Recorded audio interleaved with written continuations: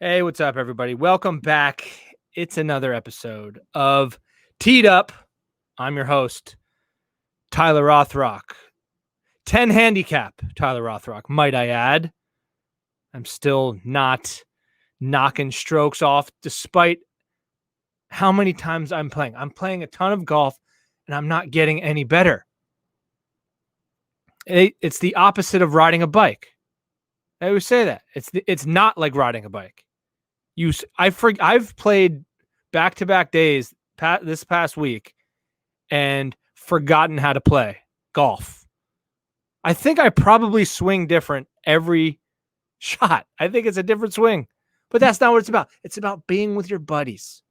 Okay? It's not about setting course records or winning or shooting low scores. Not for the rest of us. It's funny. Every time on the first tee, that's my goal. I'm like, today, I'm going to play well. I'm going to focus. Okay. I'm going to shoot my personal best. And at the third tee box, I'm like, it's not about this. It's about hanging with your buddies. It's not about playing well. All that pressure for a $5 Nassau that you don't have because you spend it on beer at 9 a.m. in the pro shop. You know, it's not about making birdies and grinding over putts. It's about making double bogeys with your boys. Okay? That's what golf is. That's what I tell myself. That's probably why I'm not getting any better. But anyway, we got a great show for you coming up. We sit down with producer, videographer, marketer, many hats, Mary Lengle. She works with a good friend of mine, Eric Cogorno, and they have a YouTube channel called Cogorno Golf, and it's a subscription-based. Eric gives golf lessons, and it's blown up. It's huge, massively successful. Mary has a lot to do with it. Mary and Eric are a dynamic duo. Proud to know them both, and the conversation we have with Mary, super fun. It's interesting how she got from where she was into the world of golf. It is for everybody. I've been, golf retail or working in golf somehow for the last 15 years, and everybody has a weird, wild ride into the industry. And guess what? It's just full of the wildest people. Some degenerates. Some people are like Mary and Eric who have it figured out. Most of them are like me, who buy beer at the pro shop at 9 a.m. just to take the edge off on the first tee when there's nothing at stake. I don't know. Maybe. But I love it. But anyway, before we get to that, let's do some predictions. We got a big week on the PGA Tour. It's the first major in this COVID-shortened season, and I'm excited. I'm excited for what major golf is going to look like without fans. It's going to be a little weird. I've loved it thus far. I don't know if the majors will have the same impact. The one thing I like about majors is that environment, is that atmosphere. And the cool thing about the PGA Championship, you throw a lot of people. I think it's the best field, arguably the best field in professional golf.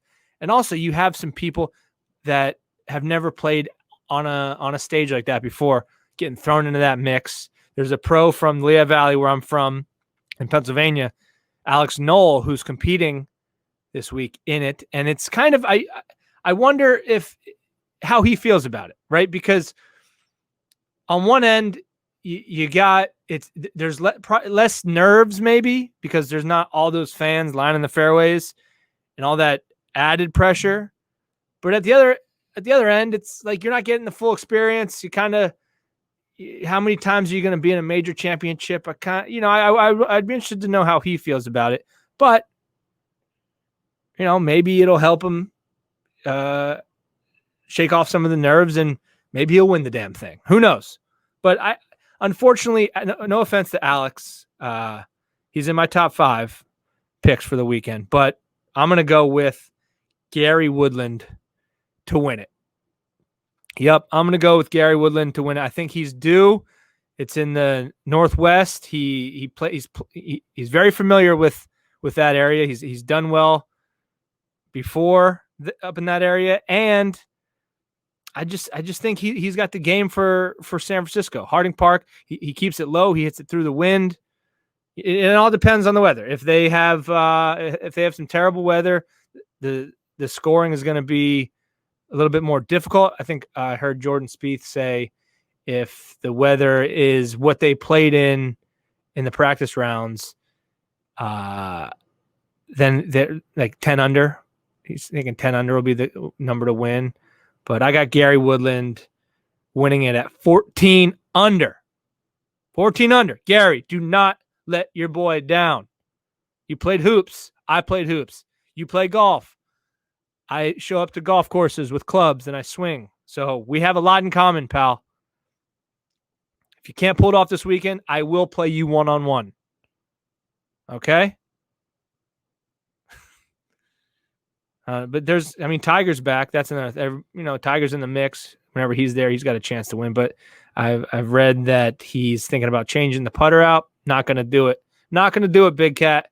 You can't be changing the putter out and having me pick you. I know that's going to hurt your feelings. I know that's not going to sit well with you. You're going to put me on your bulletin board as Tyler Rothrock from the Teed Up podcast did not pick me to win. That's fuel. I know it. But I can't go with you. I'd love to. Tiger needs to win with that old Scotty, man. That's the Tiger I want to see win. I want to see that putter roll that final putt in. That's the only Tiger I want to see win. Justin Thomas won last week with bones on the bag. Yeah, I mean, not to knock Bones. Bones is one of the greatest caddies of all time. I just think you need your boy back for the majors. I think you need total comfort, total just somebody that knows your game better than anybody else to win a tournament like this. I think I only caddied in one tournament. It was for Eric Cogorno.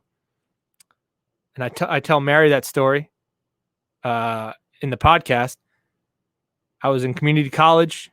Eric, we wouldn't even know each other that well. Eric texted me. I'm sitting in class. And he said, hey, I'm playing in the Lehigh Valley Amateur in like an hour. Do you want to caddy for me? And I just got up. And left. I said, peace to the teacher. I don't need sociology. I need to caddy for my boy. And I don't think I did him very well, but it was fun. But I think, we need to get JT his caddy back. It's just all about comfort. You know how it is when you're out there playing with people you're comfortable with. I don't want to keep bringing it back to my double bogey streak with my boys, but yeah, if I'm playing with strangers that don't know my game, we're looking at quads and triples, man, all day. I love how I'm trying to like make a parallel between me and these elite golfers. There's no parallel. There's no parallel. But yeah, Gary Woodland, 14 under. I think he's going to do it. He's going to drop bombs, hits it far, hits it under the wind. He's my guy. So tweet me, throw me a message on Instagram with your pick. By the time you listen to this, it might be Friday. There's probably going to be scores on the leaderboard. Do not lie. Do not cheat. Whoever you think of before the tournament, that's who you got to predict. And if you do cheat, I mean, you don't win anything. So it's kind of like your handicap. Which way are you going to do? It's like this game's it's a gentleman's game. It's a gentleman's game. All right. Well, that's my prediction. Can't wait for it. I'm excited. I'm excited to see. Maybe Alex Knoll. Maybe he wins it. Maybe he wins the damn thing, and we make a Lifetime movie about him. Club pro from small town Pennsylvania shows up, beats all the stars. I love it. I'm still going with Gary. But in the meantime, sit back, enjoy this chat I have with Mary Lengle. Super fun, insightful, and thanks for joining me. That's what happens, right? I guess one day you wake up and that's I just turned 33. So but my body started to hurt like that day. How weird is that though, right? Like out of nowhere, you're like, wait, today? Yeah. Today's today? Why? What about why was yesterday okay? Yeah. All right, everybody. Thanks for coming back. Another episode of Teed Up. I got a very special guest with us. We got Mary Lengle. I can't even begin to describe your hats. You wear many hats. Yeah. You kind of have a interesting and unique path to where you are now. You are currently the producer of Eric Cogorno Golf. Yes. And if people don't know what Eric Cogorno Golf is, what can they? So we are a golf instruction YouTube channel. That's the core of our business. Accidentally, the YouTube channel became the core of our business, but it's the core of our business. So we produce original golf instruction content every week. We're posting new content every week. It is hosted by the lovely and talented Eric Cogorno, PGA instructor. And it really is if we're talking golfers, because we're talking to a golfer audience for this podcast, it really is for the golfer that it has been playing a little while, not necessarily the beginner, and really wants to like break through, wants to get over a hump. You know, they've come so close to breaking 100 and just can't do it, or 90, or just can't like figure out how to like really master chipping, those sorts of things. Yeah, we are really for those people. Yeah, that's kind of. I mean, I fall right. I think I've broken more clubs than broken 80. Yeah, right. Yeah. I need to call my good. Me and Eric go way back. I can. As a human and a golf instructor, he gets both thumbs up for me. Oh yeah, I hit the lottery. He's the man. Yeah. The first time I met Eric, we didn't know each other well. I was at community college and he texted me, and he was at the Lehigh Valley Amateur playing, and he needed a caddy. And I was in my sociology class, and I wasn't a very good student, so this wasn't a hard decision. But he said, "Do you want a caddy for me?" And I just left the class and went to caddy for him at the Lehigh Valley Amateur. So I don't know if I did him any justice, but no, he's a great guy. Does Tony Finau have your number? Yeah, that's gonna be my new. I tried to. Grayson Murray a couple years ago fired his caddy publicly, and I went on like a social media. Like I was tweeting at him, just trying to get hired as his caddy. Yeah. Because do you know Michael Collins, the guy from I think you do, ESPN, the caddy. Okay, yes, he just got his big deal. Yes. I was fortunate. I worked for when he was on XM radio. I met him. I would drive him from hole to hole, and so we became buddies. Cool. Yeah, and he told me his whole story about how he started as a caddy. Yeah, kind of like he was stand-up comedian. Yeah, he was in town doing comedy. And some of the golfers came to his show. The one guy fired his caddy, or had a thing with his caddy, and just said, "Hey, do you just want to finish the weekend on my bag?" And the rest is history. It's a crazy story. So great. That's a great story. But it just goes to show, like, how fate sort of puts you in these circumstances. Like I have no business working in golf. That's what I was going to ask you. Yeah. I mean, it's so random. But do you play yourself? I do play. So when I've been around golf since I was a kid. My grandfather was an avid golfer. So from the time I was like 6 or 7 years old, he would take me with him on the course and just I'd walk with him. He walked. Yeah. I was 7. I didn't know when I was 7, it's like 5 miles. So clearly this was a ploy to exhaust the grandkid that he was watching. So he's a genius. Yeah, that is smart. But at no time did anybody ever say, "Mary, you want to try and play?" or put a club in my hand. So it wasn't until I think it was like 2010. I had always helped with like charity scrambles, helped people plan them. And then 2010, I was like, why don't I just play? Like I like golf. Why don't I just play? So I went to Dick's. I bought one of those sets of clubs, $200 set of clubs, and jumped into the scramble. I didn't even know how to put my hand on the club properly. But that was when I was sort of like, okay, you're allowed to do this too. You like it. And that sort of started this for me. Like, okay, now I want to take a proper lesson.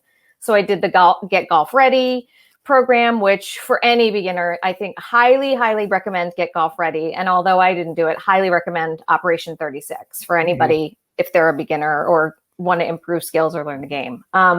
So I did that first Get Golf Ready program, and that was it. I mean, once I was you learn like, oh, if I hold the club that way, it might do what it's supposed to do. It goes a little bit straighter now. Yeah. My joke is, when I talk to people now about golf, I'll say I work in golf, and they'll say, oh, I suck at golf. And I'm like, how many lessons have you had? Right. 99% of the time they say none. I'm like, well, then you should suck at it. Right. Well, it's because I've worked in golf retail for like over 10 years. Yeah. And people will come in, and every year, and not to knock advancements in technology, I think it's great, but somebody will come in that's not very good, and they'll want to buy a driver that'll help get the ball straighter. But that's it's not going to happen. Like there's nothing in that store that's going to do that for you, except if there's a pro. If there's a pro working at the store, that's the only tool that can help you get better at golf. Really, you can maybe improve, get 3 yards closer to the center line with technology, but you got to get lessons. Yeah, it doesn't matter. The data doesn't matter if you don't know what to do with it. And I think there's a huge misconception. People buy gear based on look. Yeah. And that's just like, no two swings are alike. If I've learned anything filming Eric give hundreds of lessons, it is that really some people have similar problems, but the whys of it are very different. And I think the most encouraging thing is that regardless of your why, there is always a solution. Like my swing speed, Paul Viola at Bethlehem Golf Club. Shout out to Paul, who has coached many state champions here in the Lehigh Valley. His joke is that my swing speed wouldn't even get me a ticket on 22. And he's not wrong. He's not wrong. But that doesn't mean I can't. Construction zone or not construction zone? Ooh, I think I'm good in the construction zone. Okay. I think I'm good. But during Corona, when nobody's on 22, so I really think that I can birdie a hole. Yeah. You just gotta so what's your swing and what do you do with it? So well, speaking of that, so is that how you got to connected with Eric? Were you playing golf and then you meet him through golf? So it was very interesting because I was taking lessons with a variety of coaches at Bethlehem, doing the ladies leagues. And I was at a level where it was like, okay, I want to take this to more advanced. I want to learn. I want an individual coach. So I started looking around to find the right coach for me. And I'm an adult woman who's not clearly doing this to get into a D1 school. So I talked to a variety of coaches who were all fantastic, but I had a variety of reactions. From, one of the things I was saying was, I would love to break 85 someday, just once. That would be great. I got the reaction of, do you know how hard that is? And I thought, well, sure, but what's the worst thing that happens? I break 95, so I want to give you money to teach me. What's the problem? So I talked to about 6 different people based on recommendations and word of mouth, and they were all great, but it just wasn't happening. Simultaneously, Eric Cogorno had quit golf instruction. I remember that time. For a period of time, left golf instruction to do real estate. So, through the fall of 2015 is when I was trying to find a new coach. January of 2016, I am at my annual physical with my doctor, and his son golfs. I knew that, and so golf came up, and I said something about golfing at Bethlehem Golf Club. And he's like, oh, that's where my son's coach is. I was like, oh, who's your son's coach? He's like, Eric Cogorno. I was like, I thought he didn't coach anymore. He's like, no, he's back. That day I sent him an email and said, I'd like to talk to you about coaching. So within a week or two, I went to see him at the indoor facility. And I said to him what I had said to every other coach. I would love to break 85. Within 5 years would be great, but that's just, there's no rhyme or reason. That just seems a goal I want to have. And his immediate response was, he put a worksheet in front of my face and said, okay, well, if you want that, this is what you have to do in each area of the game. He had no judgment. He had a plan. And I was like, okay, he's the guy. Right. and then because of the caliber of juniors he was coaching at that time, I was like, oh, he's not going to want to coach me. He did. Like, I think, for him, it was like, is she serious? Yeah. And he could tell that I was serious and wanted to do the work. So he was my golf coach. That's a very long way to get to the point that he was my golf coach, and that's how we met. So, yeah, that's how it started. And then when did you cast him as your project? Or did he have the idea? Whose idea was Eric Cogorno Golf? I would say by the time it became an idea, it was mutual. Mm-hmm. I definitely cast him. Yeah. He'll even tell you I cast him. Because I come from a PR background, right? So, and I think that's important to say. Like, I would represent book authors and take them on media tours. So I always see things through the lens of promotable. Mm-hmm. And when I started working with him and saw how he explained things, he's a tremendous communicator, period, let alone about golf. And I was watching him. He would be teaching his juniors groups at the time. He had 20, 30 high level junior players that would come in every day to work with him. So, either after my lesson or before my lesson, I'd see him working with those juniors. And I was like, there's something here. There's definitely this guy is good, and I don't remember exactly. It wasn't many lessons in. It was 2 or 3 lessons in. I said, hey, do you care if I bring some friends of mine to film our lesson? I was like, for no reason. I just wanted to see. And he was fine with it. And I just really wanted to see, can he be comfortable? Is there something here? So we did that with no real purpose, just to see. And then later, the summer of 2016, I had him help me with a project and set aside a day to film. And really with that, I was very convinced, there are a lot of people who are great on camera. Mm-hmm. And there are a lot of people who can teach. Not many people can do both. Right. And really, you could tell, you could just tell he could do this. You sneaky, you had him film a pilot without him even knowing that he was. That's sneaky. That might be groundbreaking entertainment right there. And that footage might be really valuable someday. Yeah. Because and it's funny, it was just an intuitive sort of, this guy. And he'll tell you, he tells the story. He's done podcasts and interviews where he's talked about, he was not having it. He's like, I'm busy. I'm coaching 12 hours a day, 7 days a week. I do not have the bandwidth for this.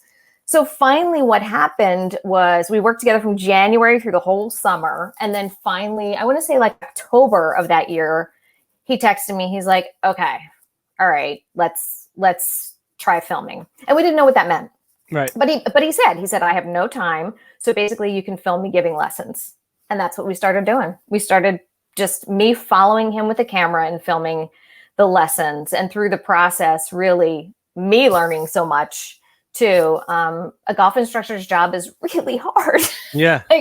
Really hard. And mad respect for that. Well, I went to school that's what I tried to go to school to be a PGA professional. Really? And I just couldn't do it. I got to the giving lessons part of and I'm like, I don't like this. Because you're not, no offense to, you're not working with the next Jordan Spieth every day, right? Sometimes but every golfer that comes, and Eric, you give them, like he did with you give them the same amount of attention and respect and same amount of you to get them to play better golf. That's your role. Yeah. It's not to make the next Jordan Spieth. It's to make the person that wants to meet with you better at the game, no matter where they started. And for me, that was, it was just beyond my ability level, I think. So I too have so much respect. It's a skill. It's a gift. And I think the thing that's very unique about golf instruction is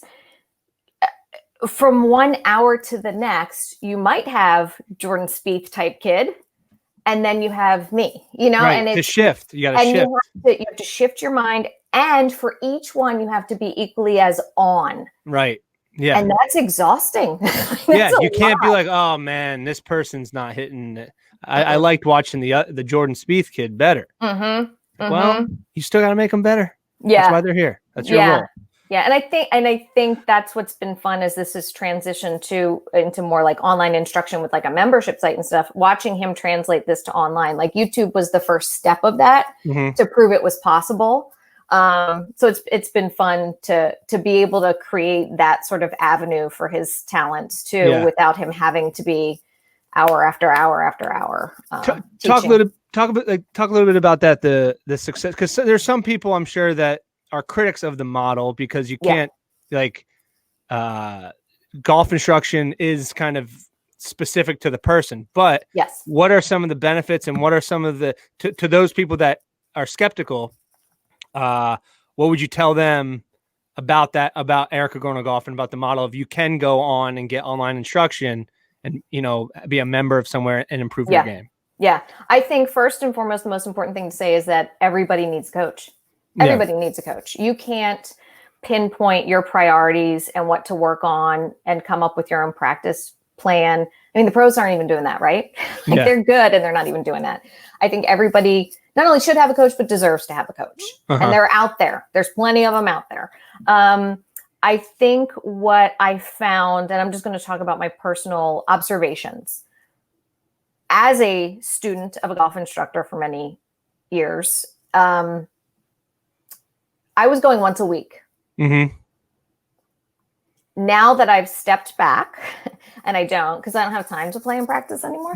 But I would say that a lot of people, I think, go to the coach physically as an anchor, as a crutch. You tell me. I don't want to think about it. Yep. Do you approve of what I'm doing? Am I doing better? Like, I think there's a lot of looking for little emotional goodies from like the reinforcement, golf coach. The reinforcement.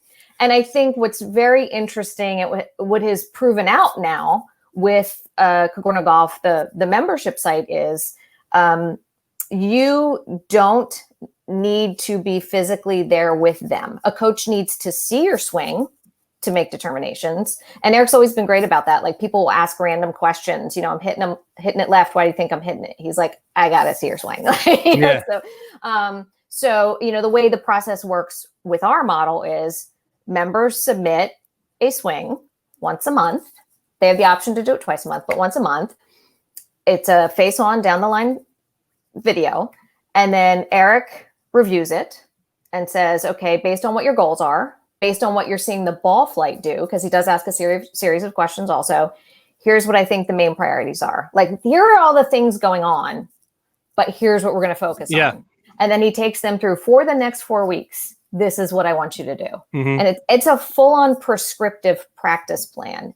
And I think therein lies the key too.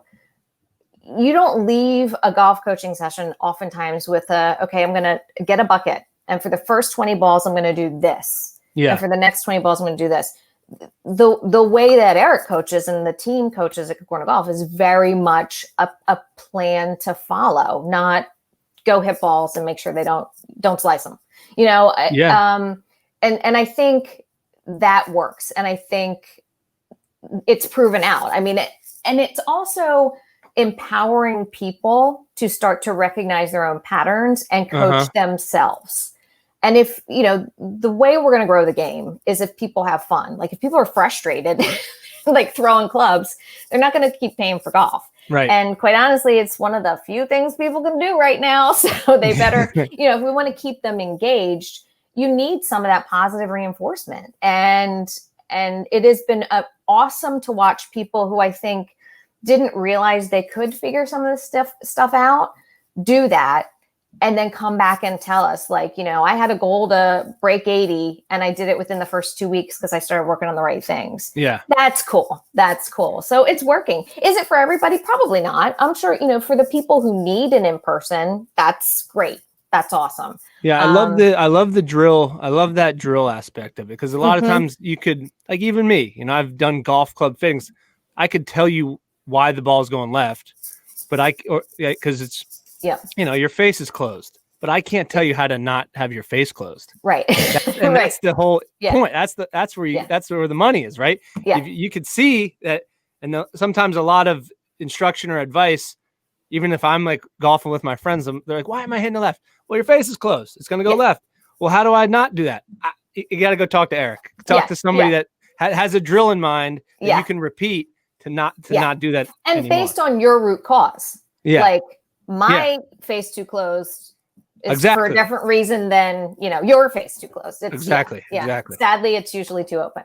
But for the most of us, it's always too open. Yeah. So it's working.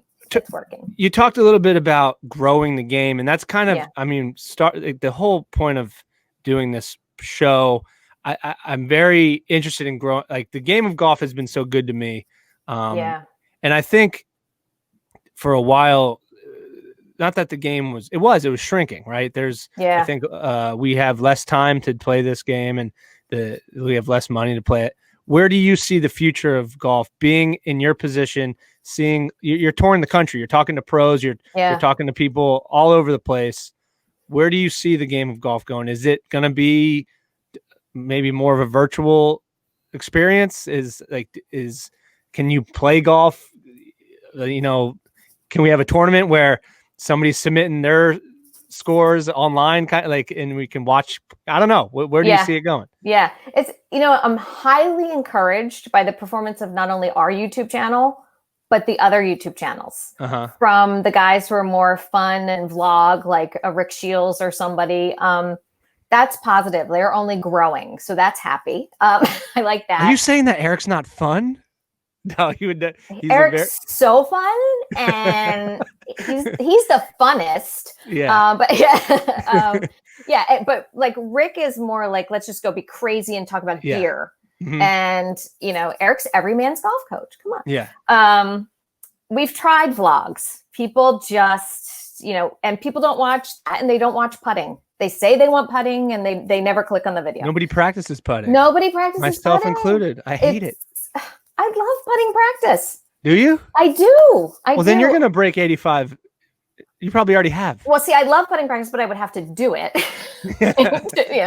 So there's that whole aspect of it. I think, so I'm encouraged by that. I think there is something to be said for women playing the game. I think once women start to build some confidence in the game, they will spend money there. We're not close yet, but it's a segment of the market. I don't know about how I feel yet about Topgolf and places like that growing the game. If it makes people comfortable to take it to the next level, that's awesome. I don't see that. I think a lot of people are like, oh, Topgolf's going to help grow the game. I don't. Yeah. Maybe an introduction to the game at best. Yeah, exactly. I think to introduce this game to new people, sadly, a pandemic has helped because people are paying attention. It's like, what can I do? You can do this.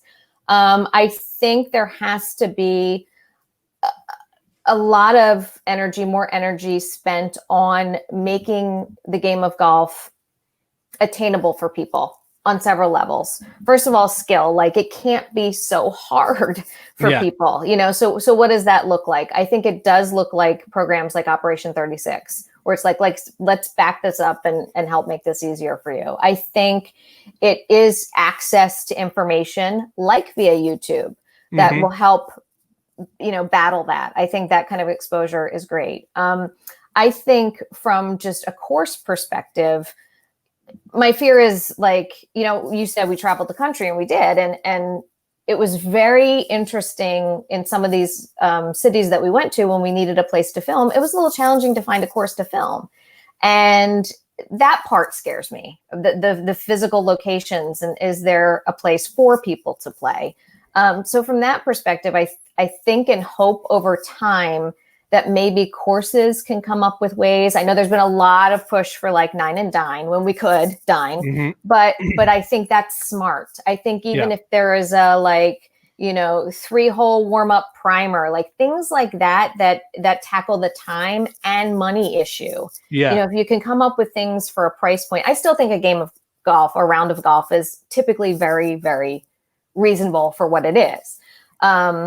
But I think that if you want to introduce more people, like if in the midst of a pandemic, a husband does want to say to his girlfriend, or a husband does want to say to his wife, husband better not say it to his girlfriend in front of his wife. I was going to say that there. Maybe there's another issue. Yeah, or the wife might be like, fine, take the girlfriend. I don't want to go. But But I think, it's a far different, ask to say you want to go with me to play 6-9 holes versus we're going to go take 5 hours in the 90-degree heat. So, I think it's a combination of factors. I didn't give you a concise answer. No, it's perfect. I think overall, the thing that will help grow the game is information and accessibility.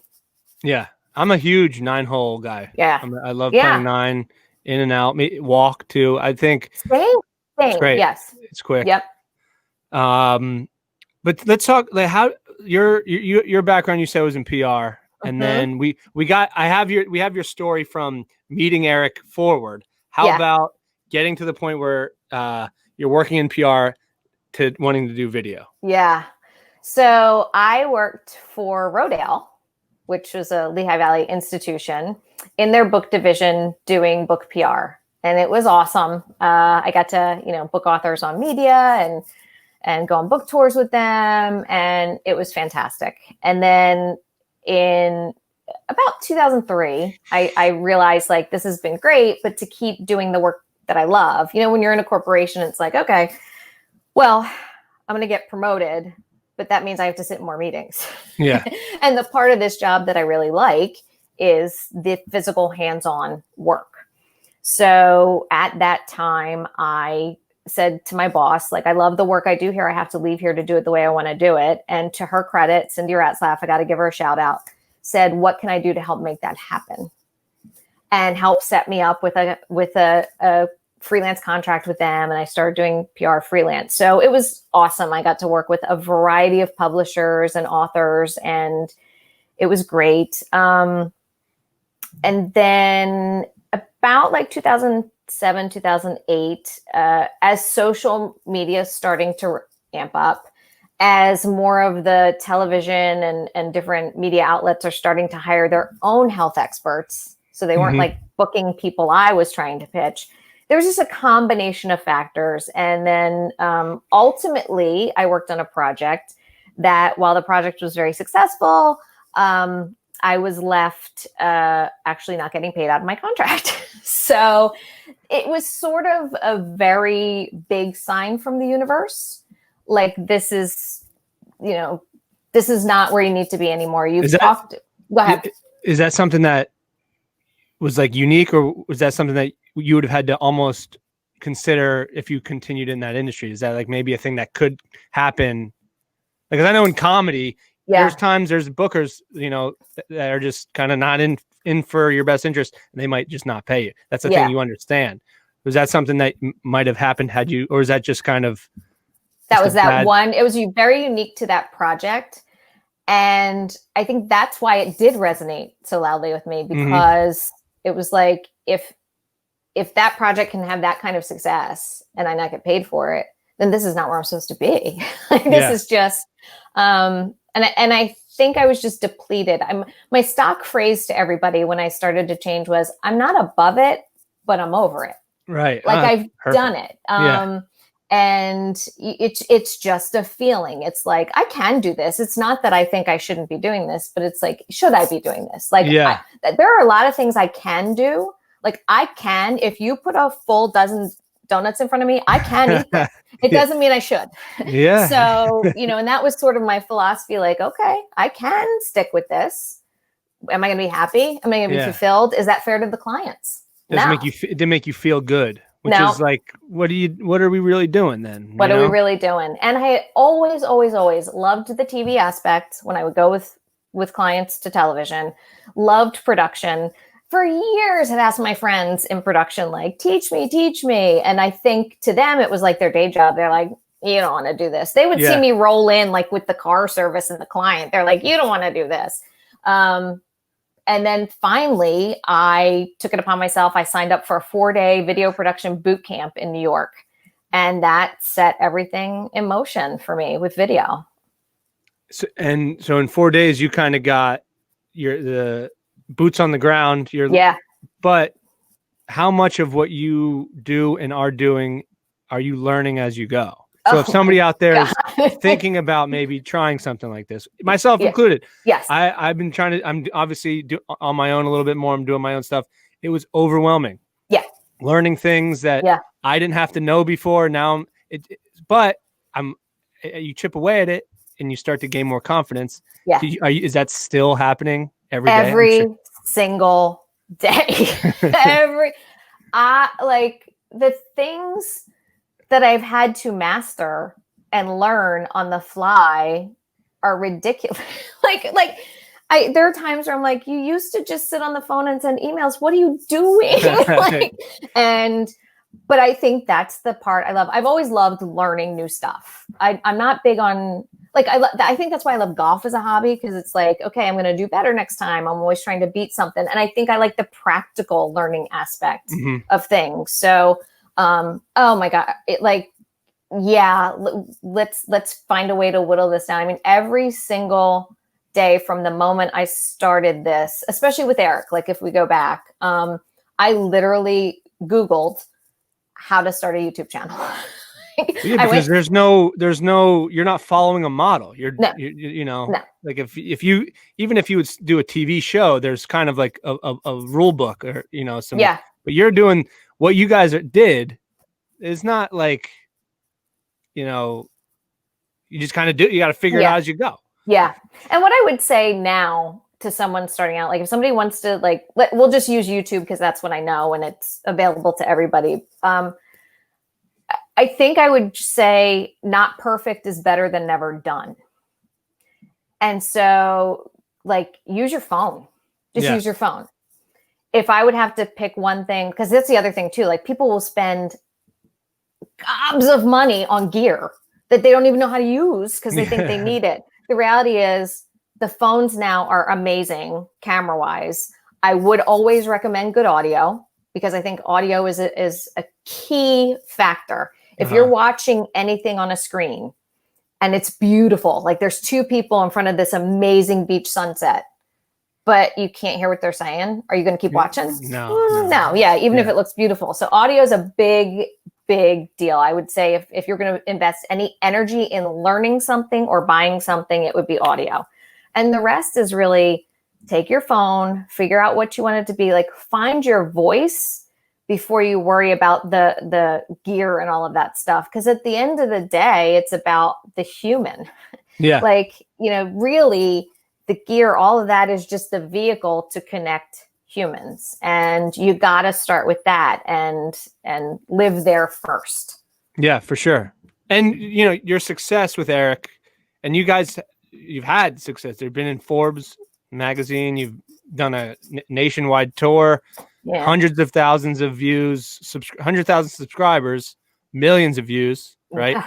So you got to be, and not to take anything away from Eric. Eric's great, but you got to be a hot commodity too. People do you have other projects that you are interested in, or are you just focused on Cogorno? Yeah, I'm full on Cogorno Golf now, and I must say, the process of content creation is a grind. It's a grind, and he is a one-take wonder. I mean, he comes in with topic ideas. We do sort of a pre-filming discussion, and he just rolls with it. And it is a gift. It is a gift. And I think about some of the other production work I had done prior to working with Eric. Usually that would have been my job to write it, to come up with it, and then is the talent okay with it? Okay, and this wouldn't work if he didn't have the work ethic he has and didn't have that sort of do that for me. So I got to give that credit because it's just, and so many other things. I mean, it's definitely a full on team scenario. I certainly, especially because of him giving me the shout outs along the way, I have had people contact me in the golf industry and otherwise. And it's interesting because I had been freelance for so long. It's like, that's awesome. I'm going to get more work. And then I was like, but do I really want more work now? Or do I just want to go full on focus on this? And I think part of why this works also is because it is the first time I have really focused on one entity to promote and create. And that's fun for me too. Freelance is great. But there's something to be said for being a part of a team and a brand, and it's been fun. It's been really fun. 100%. Yeah, it's your thing. Every hour you put into it is, it's not for a company. You know, it's not for a paycheck. It in a way, but it's also to grow your thing, which is cool. Yeah. I mean, definitely the process of creating and learning and building is what energizes me to do this. It's really hasn't ever been about the money. Now, having said that, to all my fellow creators out there, or even people that golf who are listening, that like, you should always have in mind, what is the value of this? How am I going to make money off of this? But it doesn't, you can do that even if it's not a motivating factor, and should. So I have a couple, I have a couple questions, like fun questions. But before I do get to that, what should people expect coming down the road from you and Cogorno Golf? You got anything on the horizon? What do you, is it kind of, if you can say anything? We're going to keep focusing on our mechanic stuff, which is awesome that people love, and keep getting better with the production of that. Maybe more collaborations down the road. Right now, we're having a lot of our fellow Cogorno Golf coaches come on and do the channel with us, but definitely want to do more collaborations down the road. That might be more of a winter project. Our plan is to make Florida the home base over the winter, depending on the state of the world. I think that product-wise, there might be some more fun things coming out. Okay. But honestly, we will continue to be steadfast and true to YouTube and our vibe, and be there for people. And I mean, I think the funnest new thing is that people can work with Eric now, which they couldn't in person, and you know, which is cool. Well, and that's the thing. You watch the PGA Tour almost, and this is happening way more frequently. They'll highlight a young golfer, and whether they have a unique swing or not, and the people will say that they learned their swing on YouTube. They didn't go to anybody, and that never would have happened. Like you don't. There's another way to do it, and then you'll hear this person. How did you get that swing? How did you get the mechanics? Well, I just watched YouTube videos. You didn't go to a pro. Like, so as somebody that's like not a country club person, I don't have like endless amounts of money. It's kind of inspiring, and it gives you hope that you can get better by, YouTube. You can do it. Absolutely. Right? Absolutely. And I think we're just at an interesting time now where it's not common enough that people embrace it. I think 5 to 10 years from now, people will be like, yeah, of course. Yeah. Like I think, George Gankis and Matthew Wolff, like that's been an interesting thing in terms of PGA Tour, like him being out there, and George Gankis sort of is that like hybrid, like he is coaching him live, but he is the like Instagram guy. So that's been interesting too. Like it makes me wonder what like a Claude Harmon thinks of someone like a George Gankis who's crazy, but there was an article about that. I forget. It was a Golf Digest. I think Butch Harmon was talking about him and about how different they are, but there's a mutual respect, because at the end of the day, the whole goal is to get people better at golf. And if that's happening, you can't knock anybody's, methods. So, and I think that was the most, the biggest takeaway from our cross country tour. For anybody who didn't like check it out or doesn't follow the channel, we traveled the country for basically 5 months, and Eric met with and filmed with the top teaching professionals across the country. And what was interesting, like they might communicate something in a different way, but they all do have the same goals. And it's really interesting to watch them sort of like these academic mad scientists talk about like different issues and different things and shallowing the swing, and all kind of get to the same place. It's cool. It's very cool. Yeah, for sure. And I think the future, is going that way. It has to. Everything is, we have all this technology at our disposal. It can only help everything, really. Yeah. Or like make our minds explode and we give up and start like knitting. So true. Yeah. Which is, not a bad pastime. Yeah. But I have a little lightning round for you. Okay. Golf movie, favorite golf movie. Caddyshack. Come on. Caddyshack. Okay. Yeah. Because classic. It's classic. Over Tin Cup and Happy Gilmore. Happy Gilmore would be next. Okay. I can honestly say I don't know that I've ever watched Tin Cup all the way through. Oh my God. I know. Oh my God. That's my top movie of all time. Is it? Yeah. Okay. Then I'll have to add it to the list. Caddyshack, I think, transcends golf. Like you can get anybody to watch it if it's on, yeah. Game with it on. So I think that's part of why. I have this idea. I want to make a like a Ryder Cup match versus all the fictional golf characters. So like if Roy McAvoy from Tin Cup Yeah. and Happy Gilmore on the same team Yeah. versus David Sims, who is his nemesis in Tin Cup, Yeah. and Shooter McGavin. Who That are you would be taking? awesome. Oh, I gotta take Happy and come on. Like, Yeah. I gotta. What about but the antics would be delicious on the course. Yeah. Yeah. What about it's Noonan, right? And what's Dangerfield's character? Oh, I'm not. Yeah. I forget. He was just on last night too, and I can't think. Oh, he's on. Yeah. Yeah. But then I'll have them take on Shooter and. I actually love that idea. Yeah. Love that idea. Yeah. So and you spent time with Eric on the road. Is he who's more of a morning person? You or Eric? Both definitely morning people. But I'm a 4:30 a.m. morning person. Yeah. Mark Wahlberg style. Mark Wahlberg style without the hardcore workout. But yeah. Yeah. Why up? So just to be productive? You know, it's so weird. Like it's just kind of started happening. And now it's like, I don't know if it's a circadian rhythm thing, but now it's like, if I sleep past that, I feel off. So yeah. I can't say that it makes me necessarily more productive, but that's, yeah. Fortunately, both morning people. Yeah. All right. Yeah. What's your favorite club in the bag? I'm a wedge, like fiend. So I would have to say my pitching wedge.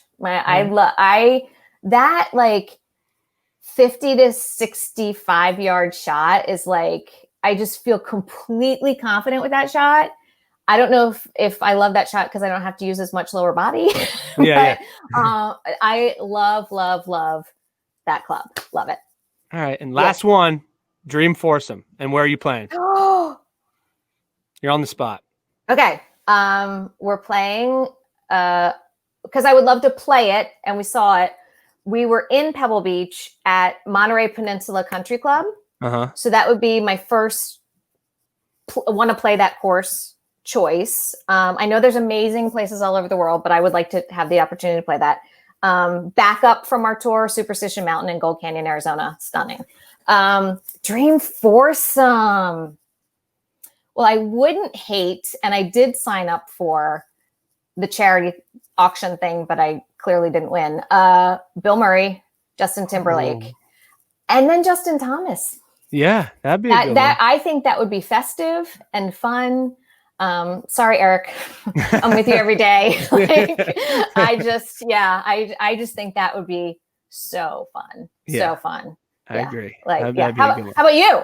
Who's your team foursome? I asked, and I'd have probably, it's at Augusta, I'm sure. Okay. Yeah. Bill Murray, I would like to play with, I don't know, like I would like to play with like Dustin Johnson. I would like to play with people that are so good. Yeah. Just like being in awe. I love going to PGA Tour events and just being in awe of them. Like I just hang out at the range. But Tiger, I'd play with Tiger. That'd be cool. That'd be great. Maybe Obama. That's good. Yeah. Because he'd be fun on the course. Yeah, Obama. Steph Curry, Tiger, and Obama. Yeah. And what would be fun would be to watch the competitive thing going on between them and just sit back and be like, I'm good. I'll get the flag. I'm good. That's what was awesome to see in those before the PGA Tour started again, those charity like foursomes that started very friendly, but then you saw the competitive juices kick in, especially even so with like Peyton Manning and Tom Brady, where they're not pro golfers, but they're just so competitive that it kicked into gear. And to your point about growing the game, I thought they did a phenomenal job with the match with Tom Brady and Peyton Manning, and I think that's how you do it too, like crossover stuff where it's like, oh, well, I love these guys, so I'll watch. I think they did a brilliant job. If they could come up with better golf programming. Yeah. And you mentioned for women, I think women, my mom loves to play, but sometimes she's a little intimidated to go out and play. So I think that's important as well. But Yeah. Mary, thank you so much. Thank you for so spending much. some time. Thanks for your support along the way, for everything we've been doing, Awesome, and for giving some love to the game. I think you're in the right spot. Awesome. Thank you so much. And I'm sure this won't be the last time we cross paths, and we'll do this again sometime. We'll be out there. Maybe we could both try to break 85 together. I love it. I love it. At least on the first 9. There we go. All right. All right. Thanks. Thank you.